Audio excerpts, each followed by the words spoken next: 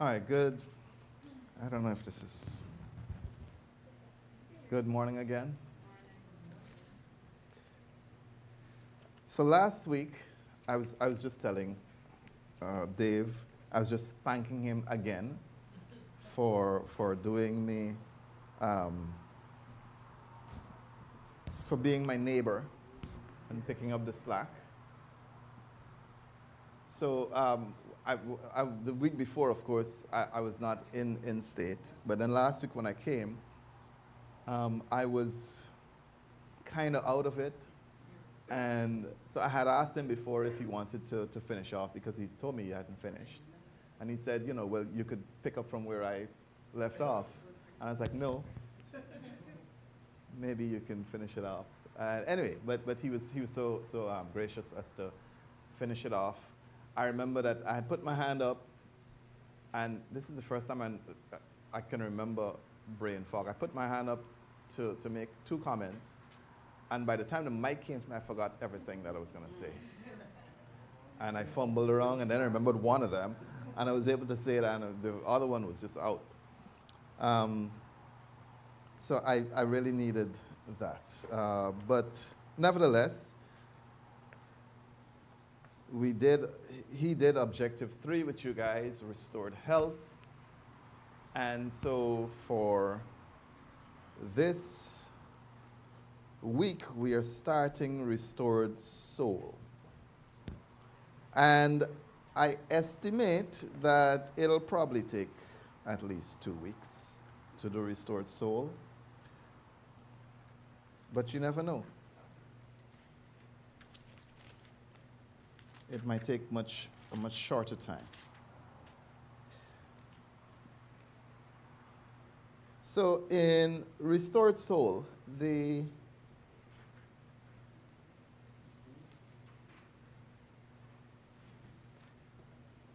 first scripture that he started off with was the 23rd Psalm.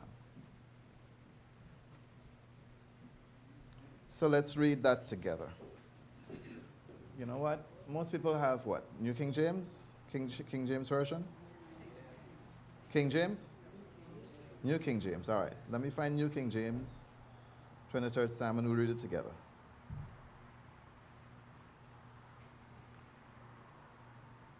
Okay, let's go. The Lord is my shepherd. I shall not want. He makes me to lie down in green pastures. He leads me beside the still waters. He restores my soul. He leads me in the paths of righteousness for his name's sake.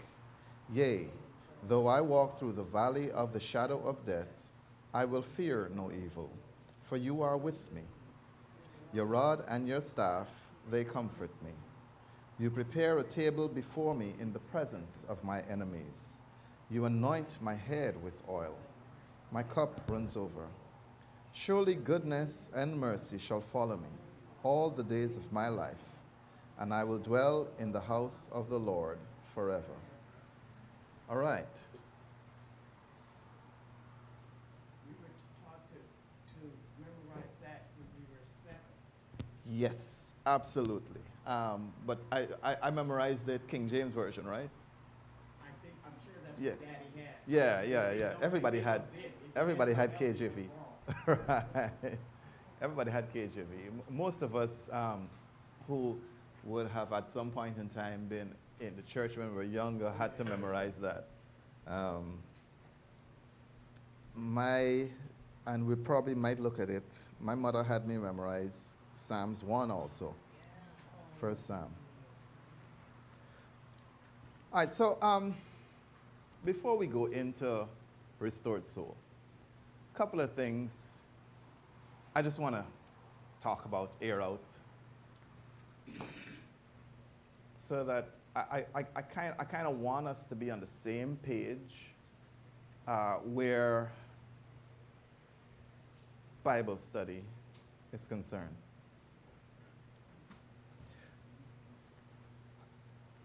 So first thing I want to say is that it's okay to not know everything about God.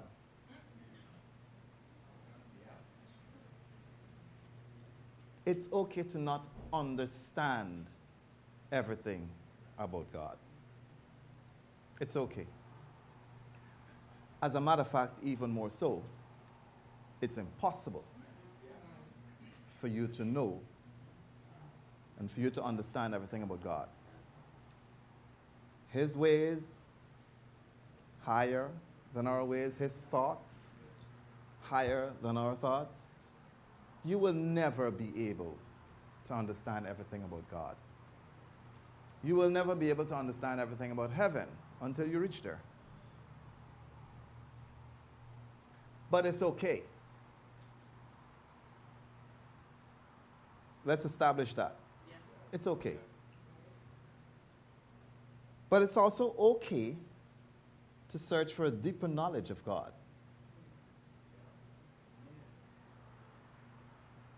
It's also okay to search for a greater understanding of godly things.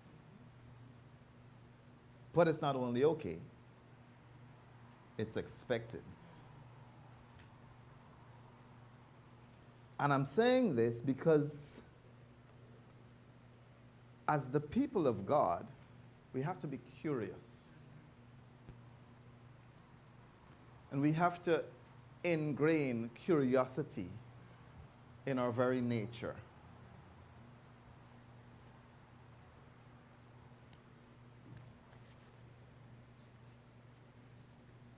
The same way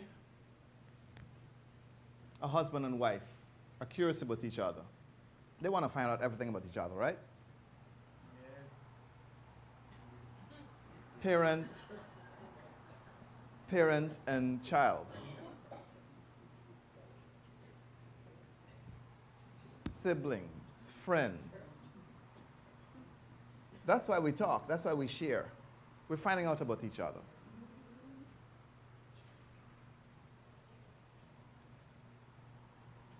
We're curious about what has happened in your day, what has happened last week, what movie did you see. We're curious. What do you like, what you don't like. We're curious. And this comes out in conversation. It doesn't come out all at once, but it comes out in conversation. Whether you're married or whether you're just friends, whether it's your brother or your sister, your cousin, your son, your daughter, mother, your father. We're curious about each other. Obviously, what I'm getting at is we also need to be curious about God. So what I find a lot of times is that people are either on one side or the other. People are either all about emotion or they're all about the intellect. And so many times, Christians, we're worshiping, we're with each other, but some of us are more about the feeling rather than the fact. And some of us are more about the fact than the feeling. But the reality is that we're both, right?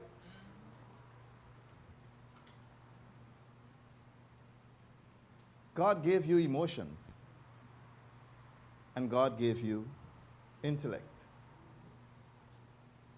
So we have to learn how to balance that. We have to learn that if we worship with pure emotion, if we praise with pure emotion, if we engage with only emotion and no truth, that we're missing half of the story. Some of us are like that. We just want to come to church to have a feeling. I know some of you are looking at me like, what does it have to do with restored soul? But we just come to church to have a feeling sometimes. And then there are others of us who we're all about, oh, it must be done this way, that's way, A, B, C, D, E. That's it. You can't do this, you can't do that. Some of us are like that also. But like I said, there needs to be a balance.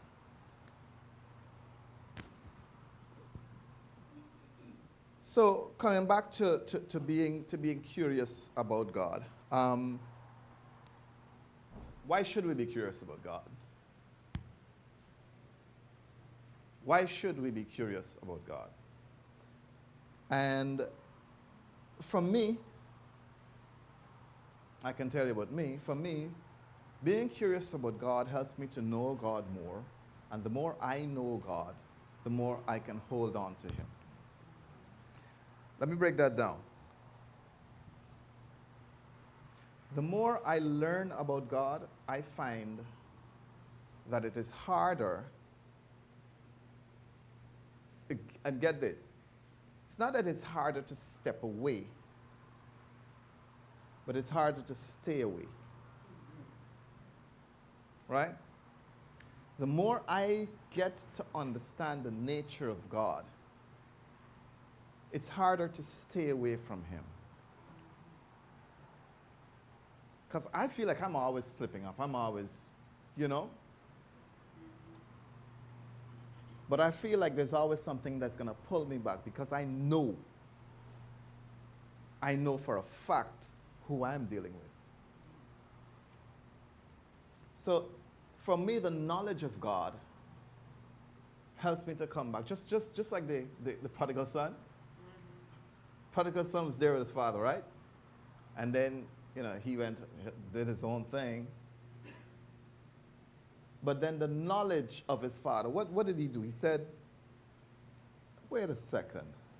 I remember that in my father's house, the servants are much better taken care of, 100% better taken care of than I am. He remembered what his father was like, and that led him back.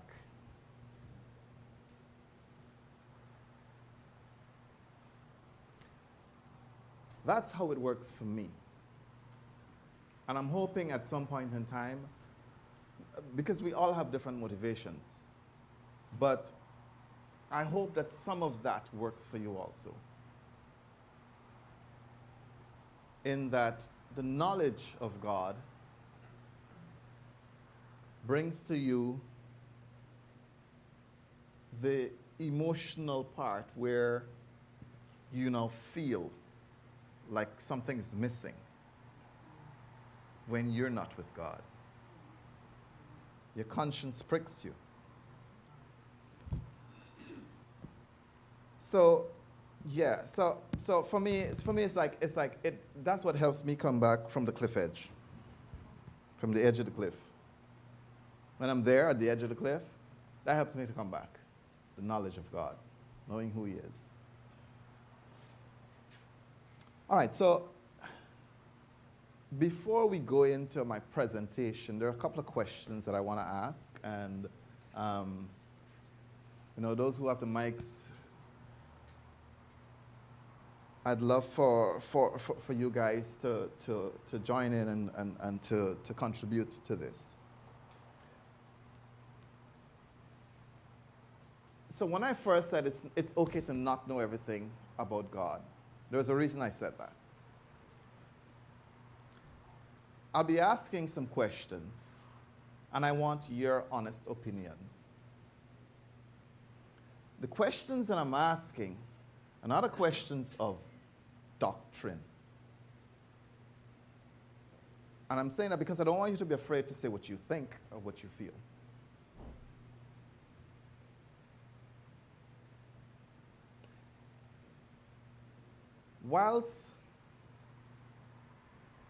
Because we don't know everything about God, and because we have, in some cases, a very vague understanding, what will happen is that every one of us won't have the same understanding. That's also okay. In matters of doctrine, we need to be set, we need to be together, we need to be united. But sometimes there's an understanding of something that I have that you may not have. you may have that someone else may not have. That's okay. But we want to bring that out. We want to air that out pertaining to these questions that I have. So the first question, we're talking about restored soul. First question is, what do you think the soul is? What's the question? What do you think the soul is?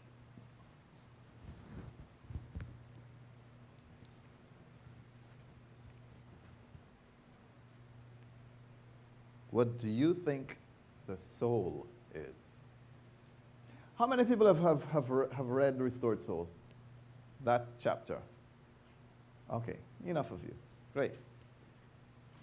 As you were reading, I would hope that at some point in time, your mind would have went to what the definition of a soul is. Because if you're talking about a restored soul, you have to know what a soul is before we look at how we're restoring it. It's who I am. It's who you me. are. It's you. Okay.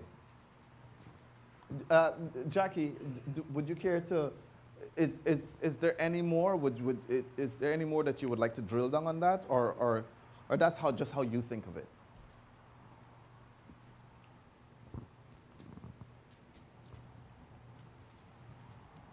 It's if there's me. no, okay.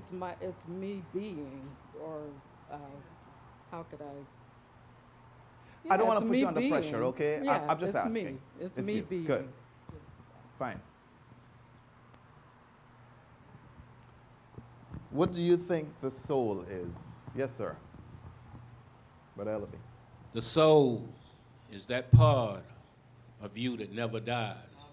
Okay. It says that when you die, that your body go back to dirt. But I can't quote it all, but he said your soul returns to God.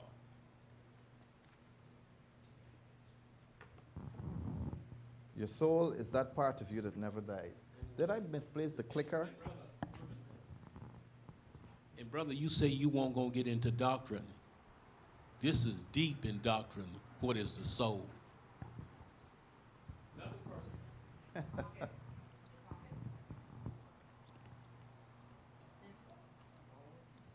You should have whispered that to me.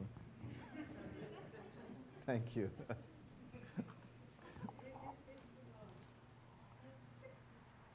What do you think the soul is? The spirit. It's our spirit. Our spirit? Okay. Anything else? That's other stuff. Okay. Our spirit. All right, fine. What do you think the soul is? Have you never thought of it?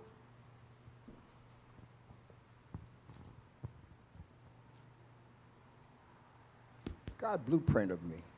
Sorry? It's God's blueprint of me. God's blueprint. It's God's makeup, but in this blueprint that He designed me Okay. for everything He put inside, that for my expectation to be, Okay. and it's up to me to execute it by leaning on Him Okay. for what He has. That's. I can't think of the word of. He's the engineer of my soul. Architect. He's the architect of it. Okay. So what is your soul though? You said God is the architect. He has a blueprint that He put in you, Right, and that's and that is your soul. that's my soul. Gotcha. Yes, Brandon. So I think about, growing up outside of church, whenever I would hear soul, louder. Yeah. Whenever I would hear soul, it was always referring to having rhythm. So they would be like, they got soul, meaning that they got rhythm. Yeah. And I also understood that to be something that it's like it's a part of you. You don't have to think about it. It's just something you really can't teach. And it's something to be proud of. You don't have to worry about it. But it's just that part of you that is just always around. It follows you. It's who you are and who you'll be after you die. It was there before you knew how to speak. But that was it. That's what I thought. Okay. So it's part of you, it follows you around. It's you. Well, when you ask what the soul is, for me, I think about is the part that God created, like he made us out of the dust of the earth. But one thing about this dust is going back to the dust.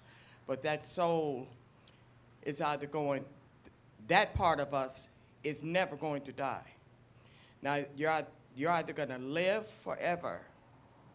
The soul of man is going to live forever, either in heaven, or he's going to, I'd say, die forever in hell. But one way or another, it's a being that will always be.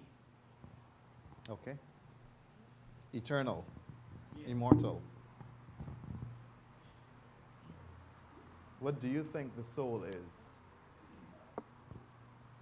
No, I have here, it's that spiritual side of us that is directly tied to God. A spiritual side of us that is directly tied to God. Yeah. Okay.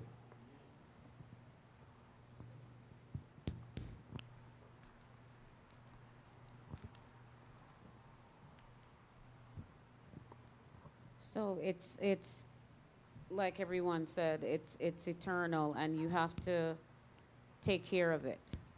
You have to watch what goes into it. You have to watch what you take into it.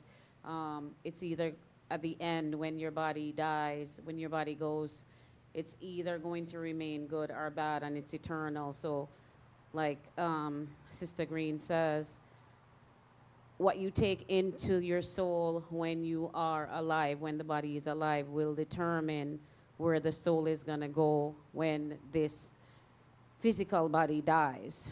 So watch what happens once this physical body is alive, because once this physical body dies, you can't turn the clock with the soul. So make sure that you're doing the right thing when this body is alive, so that the soul can be with God in the end. Okay. Yeah. Stacy. I agree with the various things that have been said, but I just wanted to add, I think, I thought it was Chavanese, but maybe it was Ann. Genesis says, God said, let us make man in our own image. So what distinguishes us from every other living being is that we have the image, the stamp of God. Okay. And further on it says, he formed him from the ground and he became a living being. In some versions it says, a living soul. And so I agree with everything, but part of it is the stamp of God himself that binds with who we are as individuals to combine our essence as individuals, but we are all made in the image of God. Okay. Okay. So the soul. Anybody else? Karen? It's almost like everybody else was saying, but I think, it's a combination of like your experiences and everything you've gone through that kind of, not create your soul, but makes your soul the way it is. And it's unique for each one of us. It's like only I have the soul I have. Right. No one else has it because, Right. Of the experiences and trials, tribulation, joys, which makes me unique. Okay. Unique. Go ahead. Our soul is our feelings and our emotions. Opinions and emotions. Our feelings and Feelings emotions. and emotions. Okay. Succinct. Sister Michelle? I was just going to say it's our inner being. Okay, inner. It's we all have insides, and whatever we put inside, that is our soul. Whatever we put inside is our soul. Okay. All right. Anybody else? That's a powerful question you're asking, It is. right? Because our souls were created by God, and it was given to each and every one of us. And I think somebody said it is eternal. Mm-hmm. It will be around forever. Mm-hmm. And the scary part about our soul is it's going to be judged at the end, whether you're good or you're bad. And it's not your physical that's going to be judged. It's going to be your soul that's going to be judged, even though it was given by God. Yeah. So it's really a gift from God to each and every one of us. So your soul is a gift from God. All right. That's it? Yes, sure. Sure.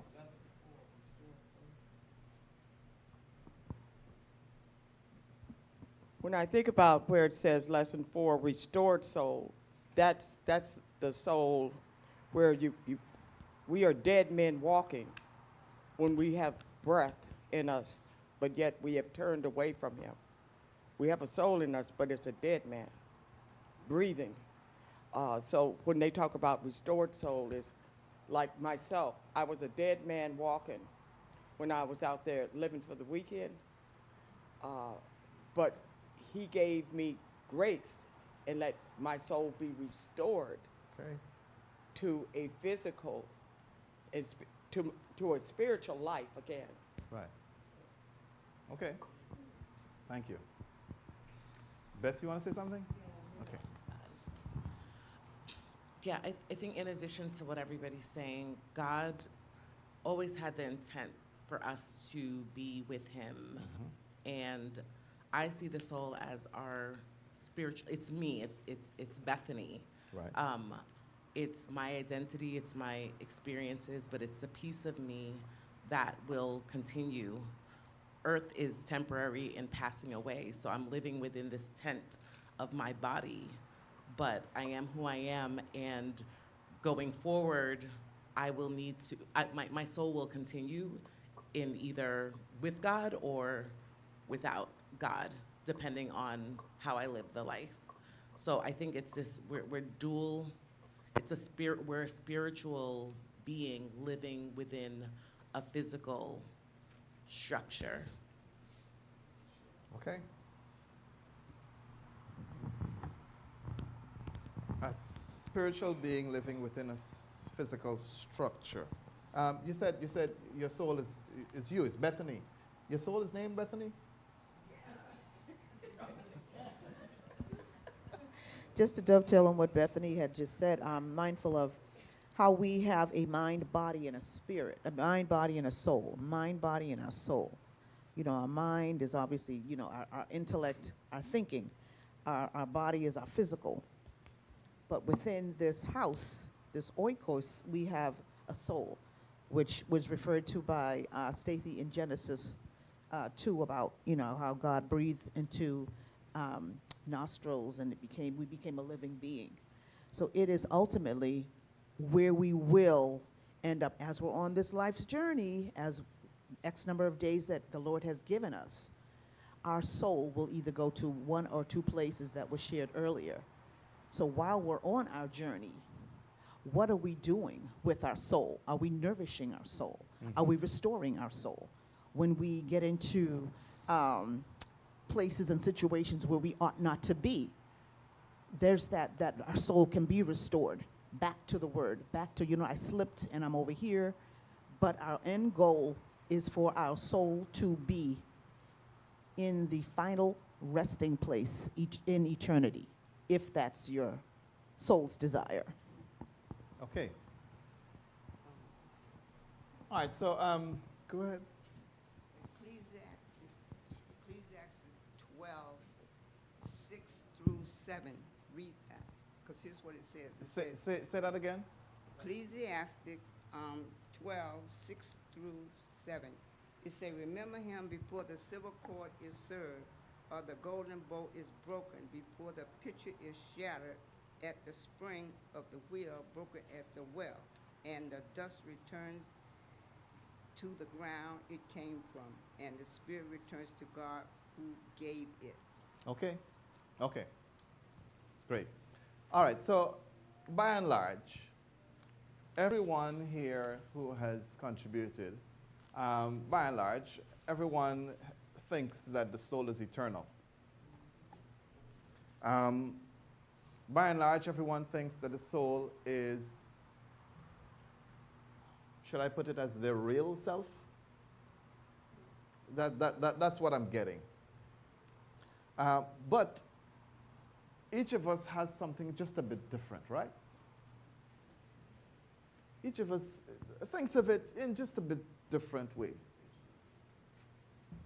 Which is what I was saying. You're not going to go to hell because you think of it different from me or from each other. Right? But as we live, we want to learn. We want to understand more. We should want to understand more about God and about ourselves also, but what God has done with us and for us. All right, so I got a couple more questions, but I want to get into at least one thing in my slides. All right, so we read through that. He restores my soul. So before we go any further, my focus for this particular one here, for this particular lesson, is fivefold. I want us to have an idea of what the soul is and maybe what it's not. I think most of you understand what it's not. I don't see a problem there at all. We understand that this is not your soul, right? And we understand the soul is eternal. I want us to be able to understand the boundaries of the soul. Now, I may not address each of these things specifically, but this is what I want us to have an understanding of when we're done here. The worth of the soul, what is it worth? The depth of the soul, and how God supports and restores the soul. So as we go through this, these are some of the things that I want us to be able to let your mind come back to these things.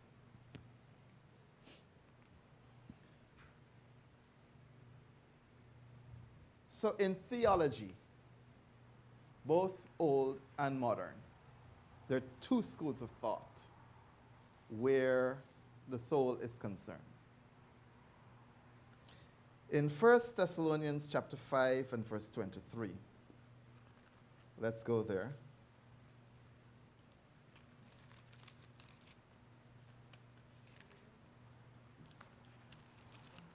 First Thessalonians 5 and verse 23. So, like I said, two schools of thought. One is a trichotomy. That's one school of thought. The other school of thought is a dichotomy. What are we talking about here? So in 1 Thessalonians 5:23 it says, "Now may the God of peace himself sanctify you entirely, set you apart entirely." And it says, "And may your spirit and soul and body be kept complete without blame at the coming of our Lord Jesus Christ." Spirit, soul, body. Spirit, this is the Apostle Paul. Spirit, soul, body. So like I said, dichotomy and trichotomy, right? Those who believe in the dichotomy nature of man believe that there's obviously the body, But the soul and the spirit are basically the same.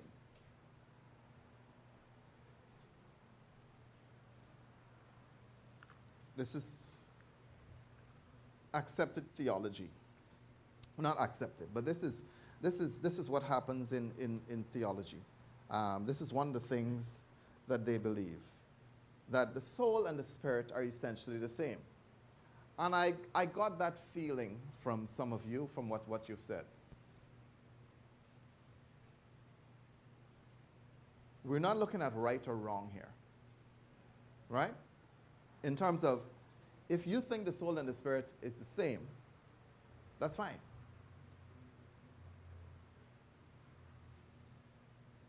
There's also a trichotomy, where, as you see in 1 Thessalonians 5:23, body, soul, spirit. And they make a distinction between all three. Now, this is the more accepted understanding in theology about how man is made up. Body, soul, and spirit. From my experience in the churches of Christ, this also is what is the more accepted version. Body, soul, spirit. So let's take a look at that. It says your body, your soul, and your spirit. So first of all, what is your spirit? Your spirit in the Greek, it's suke. Sorry, it's pneuma. What am I saying? Suke is the soul, I'll tell you that one time. Spirit is pneuma. And it's translated, in some cases, spirit, wind, breath.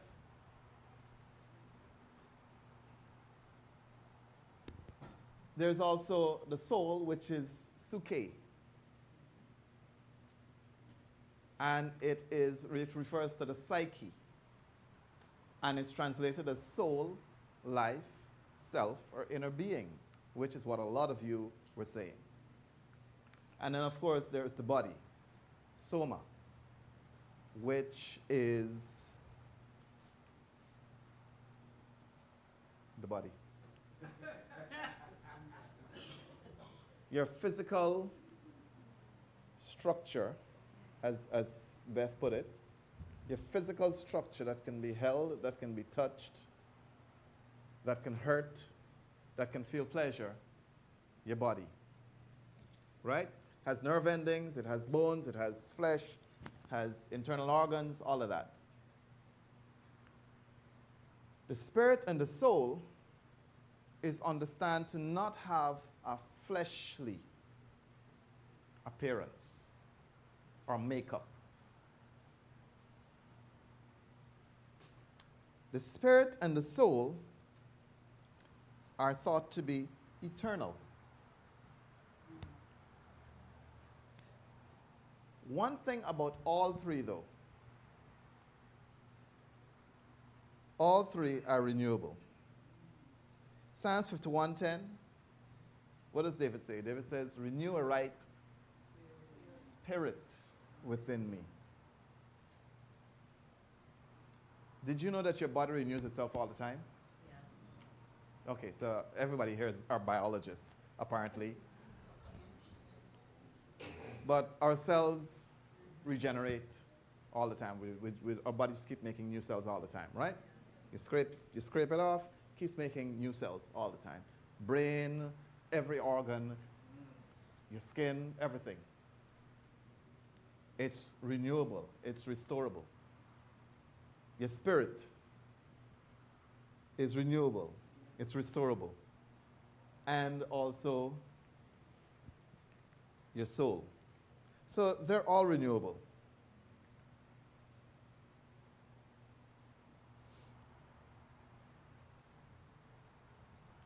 We established this. The soul is immortal. In Matthew chapter 10 and verse 28, let's go there.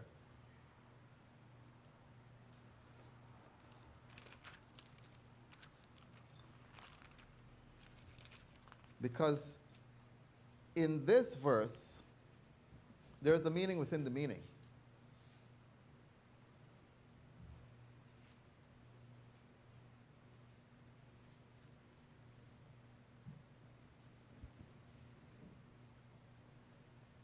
Matthew 10:28 says, "And do not be afraid of those who kill the body, but are unable to kill the soul.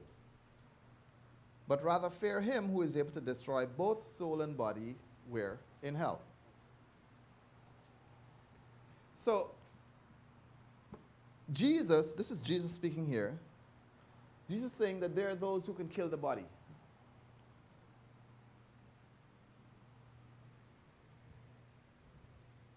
We can do that, right? Hear how much murders every single day. But don't fear those who can kill the body, is what Jesus is saying. Fear those who can, he didn't say kill. He said destroy both the soul and the body. Where? In hell. So, understand that we understand that the soul is immortal. The soul lives on even after the body has died. So it's separate, but it's also subject to, and someone said it, to judgment. It's also subject to reward or punishment. Your soul is subject to reward or punishment. Stacy has a comment.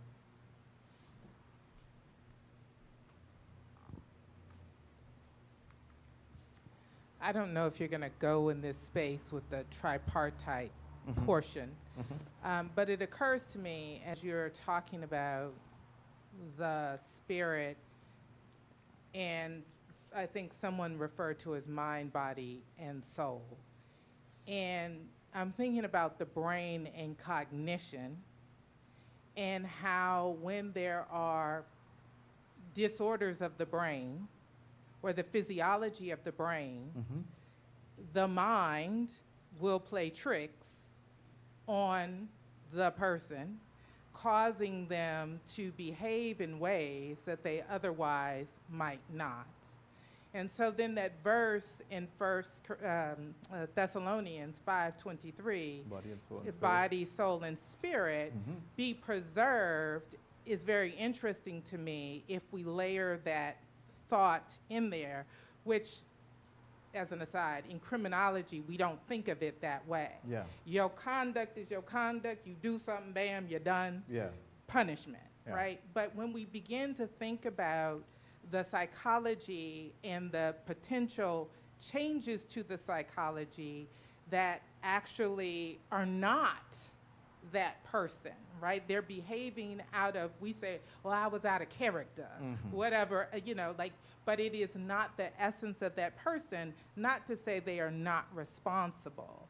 So that's just a very interesting way to think about these three pieces and our health, which I think is kind of what the author of the lesson was getting to, about the refreshing and taking care of ourselves so that our minds are healthy, so that our spirits can be healthy. That's another layer of restoration besides the salvation portion of restoration, which I think is the other thing he was talking about. Right, exactly. And we won't be going to the salvation portion, really, because we understand that, right? Everybody here is supposed to understand that. But as we go further, we will look at some aspects of the psychology in it, right? We will look at some aspects of that.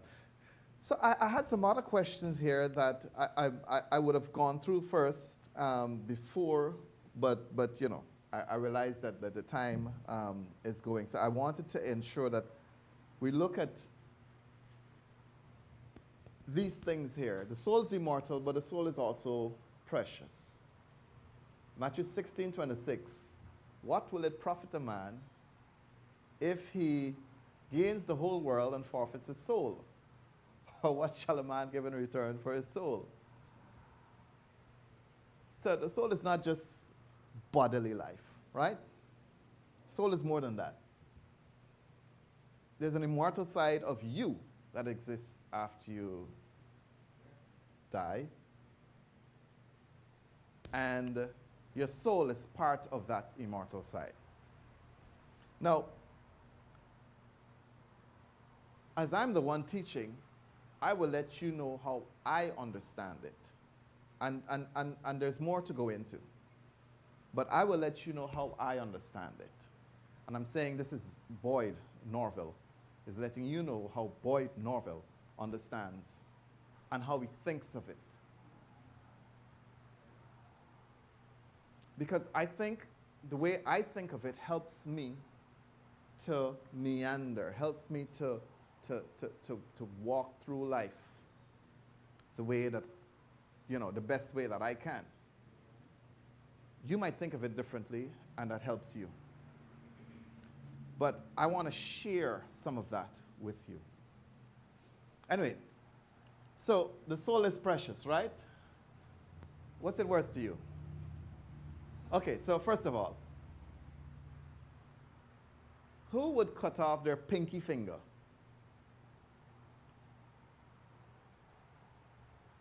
For $3. I need someone to, because we'll go through, right? Just raise your hand if we come to a number that you like. $3? Anybody? Any takers? $3? That's cheap. I cut it off for nothing. Oh my gosh.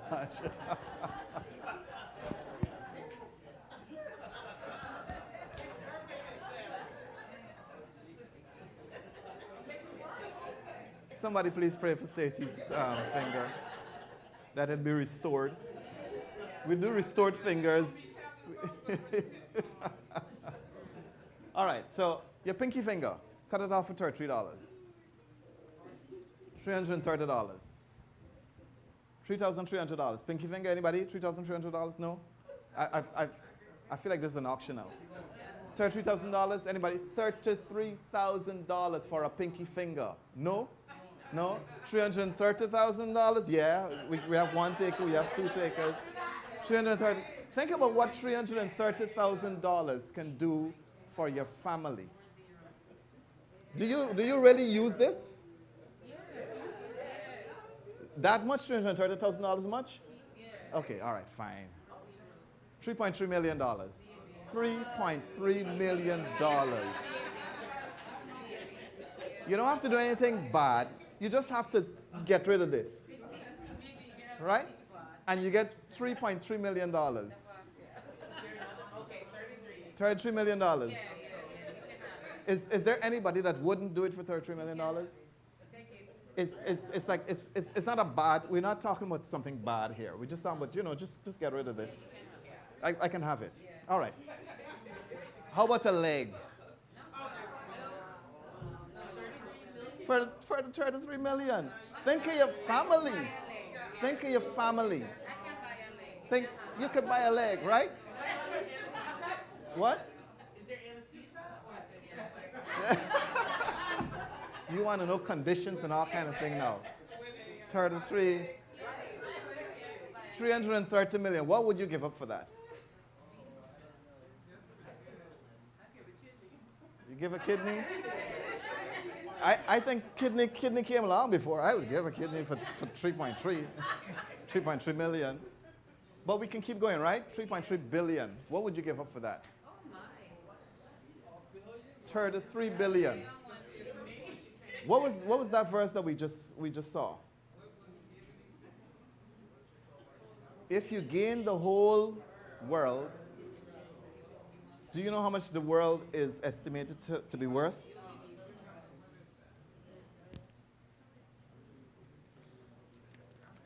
The world is estimated to be worth $33 quadrillion.